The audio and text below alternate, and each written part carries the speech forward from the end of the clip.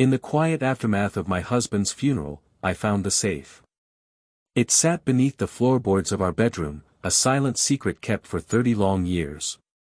The day had been long, filled with tearful condolences and whispered sentiments from friends and family.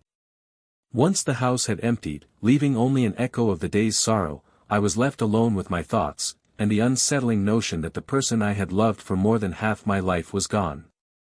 As I began the slow process of sorting through his belongings, my foot caught on something unusual beneath the carpet. Pulling it back revealed a small, inconspicuous latch on the floorboards. Intrigued, and perhaps driven by some latent hope for closure, I pried it open, revealing a small metal safe. I sat back on my heels, heart pounding in my chest, staring at the safe. What could he have possibly hidden here, beneath our bed, all these years? My fingers worked clumsily over the combination lock, and to my astonishment, the numbers clicked into place with ease. With trembling hands, I lifted the lid. Inside, I found a pile of letters bound together with twine, a stack of photographs, and a small, ornate box. Each item felt like a piece of a puzzle I had been blind to for decades. I picked up the letters first, feeling the crinkle of aged paper between my fingers. Each one was addressed in my husband's handwriting, but the name on the envelopes was unfamiliar. With a sense of dread, I read through them, each word a dagger slicing through the fabric of my carefully crafted life. The letters detailed a relationship that ran parallel to our own, filled with the kind of passion and tenderness he had always reserved for me, or so I thought. The woman's name was Emily, and it seemed they had shared the kind of moments I had believed to be uniquely ours. Tears blurred my vision as I set the letters aside and reached for the small box. Inside was a ring, elegant and understated, but bearing the initials EP, indicating it belonged to Emily. The sight of it twisted my heart in a way I didn't think possible, transforming pain into something close to rage. Next, the photographs. They captured scenes of laughter and love, sunsets at places I had never visited, my husband with his arm wrapped around a woman whose face was unfamiliar but whose presence now felt as invasive as a specter in my own home. I sat in the midst of the bitter relics of his secret life, the weight of betrayal collapsing my world into a realm of questioning and disbelief. How could he have kept this from me? Was everything we shared a lie? The memories we built, now tainted, felt like specters of a life that had belonged to someone else entirely. As the night wore on, I allowed myself to grieve not just for my husband, but for the life I thought I had known. Each letter and photograph was a testament to a separate narrative, a parallel universe that had coexisted with mine unbeknownst to me. But with every pang of hurt came a simmering promise of retribution. I would not let him have the last word, not in death, not after this. The betrayal might have been hidden for 30 years, but the truth, now uncovered, was mine to wield. The truth, now uncovered, was mine to wield. I couldn't let the betrayal overshadow the years I had dedicated to a life that was no longer wholly mine. As the sun began its ascent, painting the room in muted golds and weary shadows, I resolved to confront the specter of my husband's deceit. Over the next few days, I dove into unraveling the intricacies of his hidden life. I sought out traces of Emily, following the breadcrumbs through social media and old public records, searching for a connection that would illuminate this shadowy figure who had cast such a long shadow over my marriage. Late nights were spent poring over the photographs and letters, trying to piece together the timeline of their relationship. It was during one of these sleepless nights that I found a letter at the bottom of the stack that stood out. It was unlike the others, short and devoid of affection. Dated a year before my husband's passing, it was a farewell, the abrupt end to their clandestine affair. Emily had decided to leave, possibly for good.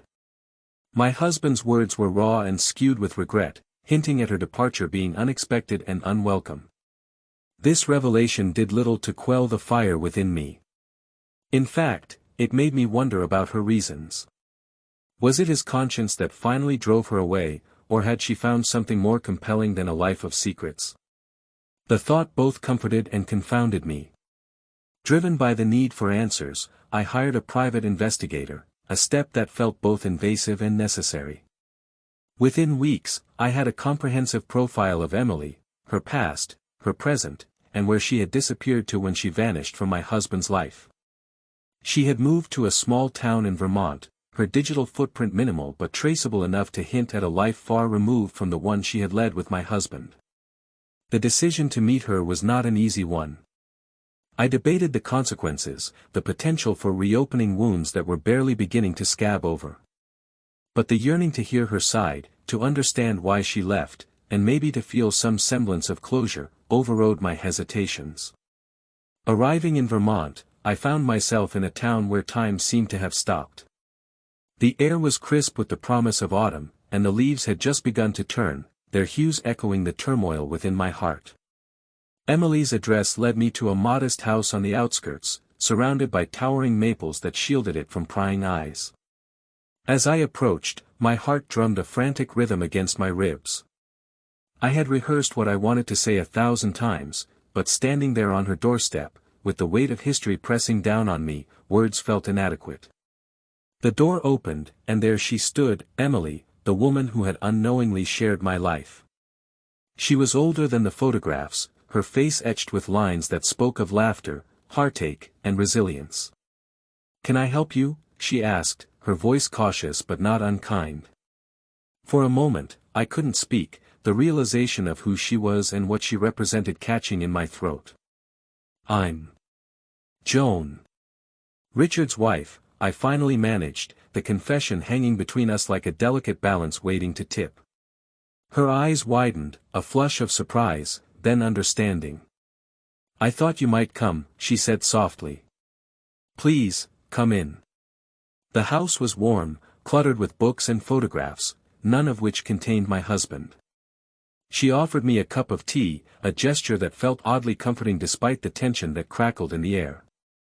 We sat opposite each other, and without preamble, Emily began to speak. She talked about meeting Richard back in the early years of our marriage, their connection immediate and intoxicating, but marred by the reality of his commitments. "I was in love with him, Joan. But I was never blind to the fact that he belonged to another world, a world that included you." I listened, the initial tide of anger ebbing away, replaced by a profound sadness for the triangular tragedy of our lives. Emotion wove through her words, painting a picture of love caught in the crossfire of circumstance and choice. She confessed to feeling trapped in a role she never intended to play, a ghost who haunted the edges of someone else's life. "So why did you leave?" I asked, my voice betraying more vulnerability than I intended. Emily paused, her gaze falling to the swirling remnants of her tea. "I realized I was in danger of losing myself," she said, her voice barely a whisper. "It wasn't just about him, or even you. It was about me needing to reclaim the parts of myself that had nothing to do with him." Her words struck a deep chord within me, resonating with a truth I couldn't deny. As much as her leaving had been an act of self-preservation, my journey here, too, was a quest to reclaim my own narrative from the ashes of deception. We talked for hours, and as the afternoon light began to fade, a tentative understanding blossomed between us. Emily wasn't just the other woman, she was a person who had been equally ensnared in a tapestry of lies. In her story, I found fragments of my own, a testament to the unintentional bonds forged in the crucible of shared pain. Finally, as evening shadows crept across the room, I rose to leave. Emily walked me to the door, her presence no longer a threat but a mirror reflecting a life that could have been. "Thank you," I said, the words inadequate but heartfelt. "For everything." "Take care, Joan," she replied, a gentle strength in her voice that I carried with me as I stepped back out into the world. Driving back to the hotel, I contemplated the next steps. The safe, the letters, Emily's story, each piece contributed to a tapestry I was finally beginning to understand. But the picture was still incomplete, and one truth remained elusive amid the chaos: why my husband had never told me. Had he loved me, or was I simply another chapter in his complex story? More determined than ever, I knew I needed to search deeper into Richard's life, a path fraught with unknowns but potentially leading to the ultimate secret that he had taken to his grave. What else was hidden in the cryptic corridors of his existence? And how would those revelations shape the road ahead for me, the woman left behind to pick up the pieces? Driving back to the hotel, my thoughts swirled like the leaves caught in the autumn breeze. The meeting with Emily had been a revelation, peeling back layers of a story that had been forcefully kept from me.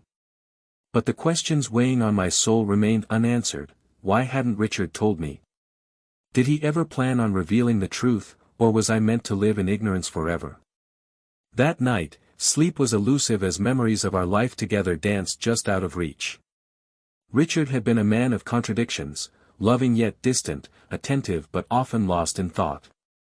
I wondered how much of his behavior had been the result of his secret, and how much of it had been genuine. I replayed conversations, scrutinizing his every gesture, looking for signs I might have missed. But with each remembrance, the only conclusion I reached was that the man I had known was a ghost, an apparition conjured by my own longing for stability and love. In the days that followed, I focused on piecing together Richard's past. I revisited his old office, now in the process of being packed away by his colleagues. They expressed their condolences, unaware of the turmoil roiling beneath my composed facade. As they sorted through his files and personal effects, I looked for anything that might provide insight, a diary, a business card, a note, anything that could bridge the gap between the man I loved and the stranger he had become. Among his papers, I found a key. It was small and nondescript, the kind that would fit a post office box. My pulse quickened at the possibility it represented, a chance to uncover more of his hidden life. I knew of a small post office near our home where Richard sometimes went, claiming it was for work-related documents. Had he been hiding more than just trysts and letters? The next day, key in hand, I drove to that post office. The building was quaint, with the lingering charm of an era long past. Inside, the clerk, a kindly old man with thick glasses, seemed unfazed by my request. When I presented the key, he didn't question it, simply nodding as if he had seen the likes of me before, people with stories too complex to fit into polite conversation. The box, tucked away in a back corner, yielded a single envelope. My hands trembled as I retrieved it, the stark reality of my quest condensed into this solitary, unassuming package. On the front, in Richard's familiar handwriting, was my name. It was a letter meant for me, a missive written by a man who knew he wouldn't be able to deliver it himself. Back at my hotel, I sat on the edge of the bed, staring at the envelope for what felt like hours. This was it, perhaps the final piece of the puzzle. I opened it with deliberate care, as though the document held within was fragile enough to crumble into nothingness.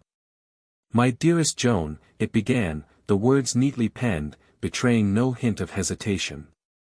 "If you're reading this, then I am no longer there to answer your questions, to try and mend the tear in the fabric of our life together. I wish I could have been braver, that I could have shared my secrets while I still had the chance. By the time you read this, I hope you find it in your heart to forgive me, not just for what I kept from you, but for not being the man you deserved." The letter continued, recounting his love for me, his regrets, and the weight of living a dual existence. He spoke of meeting Emily during a business trip gone awry. Initially, it had been nothing more than a source of solace in a time of stress. But it had grown into something more complex, an entanglement that he neither fully embraced nor completely eradicated. Conflicted and cowardly, he had clung to both worlds, unwilling to make the hard choices that might have spared us both so much pain. He acknowledged knowing his time was limited, hinting at an illness that he had kept hidden, another layer of deceit in a labyrinth of lies. The confession was as much an apology as it was an attempt at justification. "I wanted to tell you," he wrote, "but part of me feared losing you more than death itself. It's an irony, isn't it? That in trying to save what we had, I constructed the lie that would destroy it." The letter ended with a plea, a hope that I would find the courage to move forward, to rebuild without the shadows of his past haunting my future. It was a sentiment I found impossible to digest in the moment, my heart trapped between anger and a mourning that could no longer be unburdened by confrontation. With the letter clutched tightly in my hands, I sat for hours, the room dimming as twilight fell. Richard's voice echoed in my mind, reframing the memories I held dear. The betrayal felt both vast and deeply personal, yet there was an element of understanding creeping in, uninvited but persistent. How do you hate someone who was already punishing themselves? In the ensuing weeks, I focused on picking up the pieces. Emily and I kept in touch, our awkward alliance transforming into an unexpected friendship. We conversed often, our connection anchored in the shared understanding of how Richard's choices had affected us both. Through her stories, I started seeing Richard as more than just the sum of his betrayals, understanding him as a man caught in a web of his own making, unable to break free even in the face of his mortality. But acceptance is a difficult path to tread, littered with emotional landmines. There were days when the weight of his secrets seemed unbearable, when anger and grief collided violently within my heart. On those days, I found solace in things untouched by Richard's shadow, in the steady rhythm of daily life, in the kindness of friends, and in the quiet strength that had carried me through the darkest hours. As I settled his affairs, I discovered new details about Richard's illness. He had known for years, keeping it shrouded in secrecy much like everything else. Ironically, it was this illness that likely stopped him from confessing earlier, a misguided attempt to protect me from yet another burden. It was bittersweet knowledge, knowing he had cared in his own flawed way, yet it came too late to mend the rift his actions had carved into our life together. I stood at the precipice of a new chapter, unsure of what lay beyond but determined to face it head-on. But as much as I tried to move forward, one question still lingered unanswered: had Richard's love for me ever been real, or was it simply another illusion crafted to keep his truth at bay? To answer that, I would need to look beyond his betrayal, beyond the years lived in ignorance, and into the heart of the man I had loved. To answer that lingering question, I had to confront the memories with fresh eyes, unclouded by the revelation of Richard's double life. It was a daunting task, one that demanded courage and forgiveness in equal measure. As I revisited our times together, the laughter, the shared sorrows, and the quieter moments of companionship, a different picture began to emerge, a mosaic of two imperfect people bound by complex, sometimes contradictory emotions.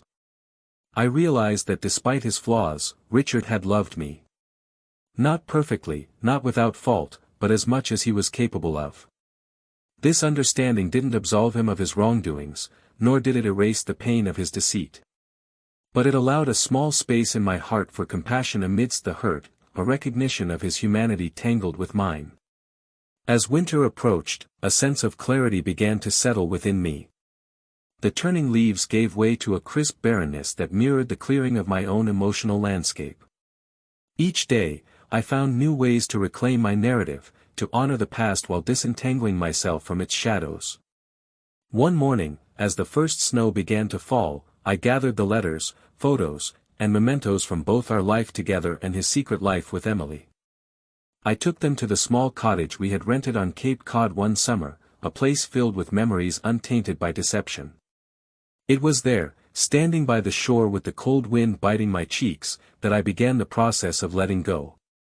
In a quiet ritual of release, I lit a fire in the small hearth, feeding it with pages of Richard's letters, not just the confessions and goodbyes, but also the mundane notes, the birthday cards, the photographs of a life both shared and hidden. I watched as the flames consumed them, reducing them to ashes that floated upward, carried away by the ocean breeze.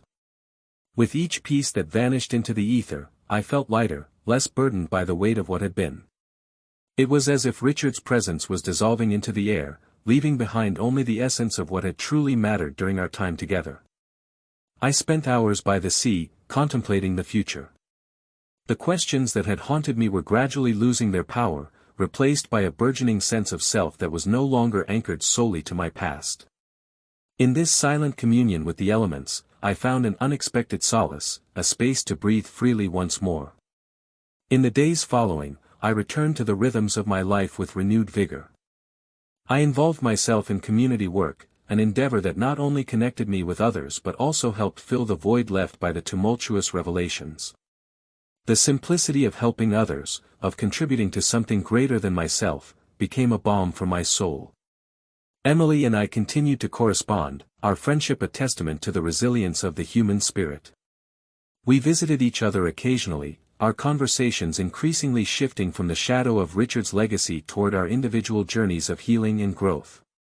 One evening, after a gathering of friends at my home, I found myself contemplating a future that no longer felt as daunting. I stood at the kitchen window, watching the snow fall softly, the world outside blanketed in pure white, a canvas anew. A knock at the door interrupted my reverie. It was Emily, her cheeks flushed from the cold. She smiled, offering me a small envelope. "I found this among Richard's things," she explained, a hint of warmth in her eyes. Inside the envelope was a single photograph, one I hadn't seen before. It was of Richard and me, taken during the early days of our marriage, a candid moment, capturing us in laughter, our faces unguarded and alive. The sight of it stirred something pleasant within me, a reminder that not everything we shared had been shrouded in deceit. As I looked at the photograph, Emily spoke quietly.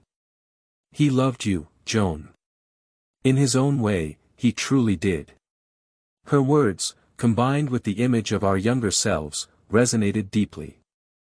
I felt as if I were seeing Richard not as the betrayer but as a flawed human being who had stumbled, as we all do. And in that moment, I allowed forgiveness to breathe its way into my heart. The lessons I'd learned through this journey were manifold: the complexity of love, the necessity of truth, and the power of forgiveness, not just for Richard, but for myself, for being human, for loving and being hurt, and for enduring. In the months that followed, I started living more fully, embracing the beauty in imperfection. The scars of the past remained, but they no longer dictated my every thought. Instead, they reminded me of resilience, of growth born from adversity. They became part of the tapestry of my life, woven with threads of sorrow and joy alike. Eventually, I visited Richard's grave for the first time since the funeral. It was a cold, gray day, the wind biting but somehow invigorating. I stood before the headstone, a silent testament to a life that had impacted mine so profoundly. "I forgive you," I whispered into the wind. It carried the words away, leaving behind a peace I hadn't thought possible. As I walked away, I felt lighter, a weight lifted from my heart. I knew I was ready to embrace whatever lay ahead, buoyed by the knowledge that I had walked through the fire and emerged stronger, wiser, and filled with hope. Richard's story, our story, was complete, imperfect yet invaluable, a chapter of my life that would forever remain closed, yet immeasurably important. As I stepped forward into the unfolding future, I knew I carried with me the most enduring lesson of all: life, with all its messiness, is an intricate dance of love and loss, and in its grand tapestry, we find our true selves.